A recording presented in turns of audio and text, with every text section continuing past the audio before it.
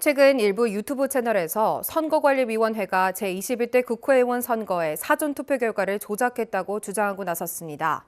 서울, 인천, 경기 지역의 사전투표에서 더불어민주당과 미래통합당 후보의 평균 득표 비율이 63%대 36%로 일정한 비율을 보이고 더불어민주당과 미래통합당 후보의 각각 관내 사전투표 득표율 대비 관외 사전투표 득표율이 특정 상수로 동일하며 더불어민주당 후보의 사전투표에서의 득표율이 선거일 투표 득표율보다 10%포인트 정도 높다는 것을 그 근거로 들었습니다. 하지만 중앙선거관리위원회가 확인한 결과 이들의 주장과 달랐습니다.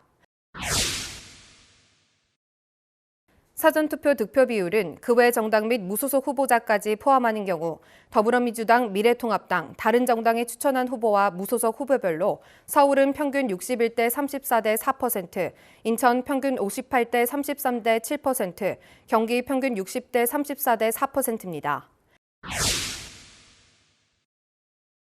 더불어민주당과 미래통합당 후보 각각의 관내 사전투표 득표율 대비 관외 사전투표 득표율이 특정 상수로 동일한 것은 전국 253개 선거구 중 11개 선거구뿐이었고 더불어민주당 후보의 사전투표 득표율 역시 시도별, 선거구별로 큰 차이를 보이고 있습니다.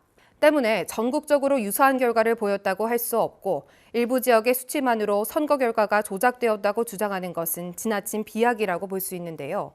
한편 관내 사전투표함의 복인지와 투표함을 교체했다는 의혹도 제기됐습니다. 투표 참관인 A씨는 본인의 서명이 다르다며 투표 참관인 B씨는 본인이 서명한 봉인지가 아닌 다른 봉인지가 부착됐다며 이의를 제기했습니다.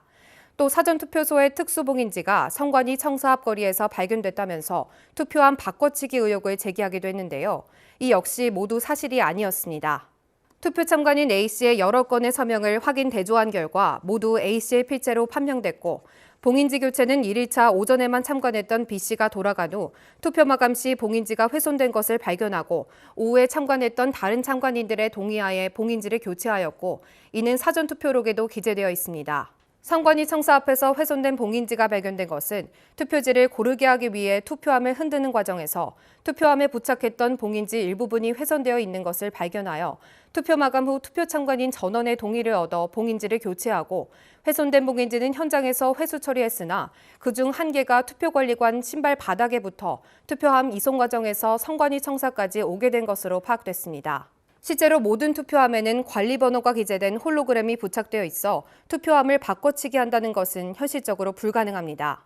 우편으로 회성된 관외 사전투표 봉투를 파쇄하였다는 의혹도 제기됐습니다. 하지만 이 의혹도 사실과 달랐습니다. 선관위가 회송용 봉투 접수기 테스트 과정에서 시험용으로 사용했던 회송용 봉투와 모의개표에서 유효 투표 집계전으로 만들어 사용했던 색지로 확인됐는데요. 실제 여주시 선관위가 우체국에서 인계받은 관외 사전투표 매수는 4,819통으로 선거 통계 시스템의 실제 접수 매수와 일치하며 개표소에서 관외 사전투표함을 열어 확인한 결과도 4,819통으로 일치했습니다. 공직선거법에는 공정하고 투명한 선거 관리를 위해서 정당 추천 선관위원과 투개표 참관인 등을 두어 절차마다 각각의 권한과 역할을 구체적으로 규정하고 있습니다. 특히 의혹 제기가 많은 사전투표의 경우 관내 사전투표함은 투표 종료 후에 정당 후보자별 투표 참관인과 경찰 공무원을 동반하여 구시군 선관위로 이송해 출입이 통제되고 CCTV로 24시간 촬영 중인 곳에 보관합니다. 관외 사전투표는 투표가 종료된 후에 우체국을 통해 등기 우편으로 발송하며 우편으로 송부된 관외 사전투표를 접수한 때에는 정당 추천 선관위원회 참여하에 우편 투표함에 투입하고 이를 위원회의실, 사무국장실 등 보안경비 시스템이 설치된 장소에 보관합니다. 중앙선관위는 공정하고 투명하게 선거 관리가 이루어지고 있는 만큼 제21대 국회의원 선거에서 제기된 의혹들에 대해서 상세하게 모든 자료를 공개할 의향이 있다고 밝혔습니다. 또 정확한 근거 없이 무모한 의혹만으로 사회 분위기를 어지럽히는 행위에 대해서는 무거운 법적, 사회적 책임을 져야 한다고 경고하며 이러한 행위가 계속될 때는 당사자 및 관련자를 고발 등 강경하게 대응할 것이라고 전했습니다.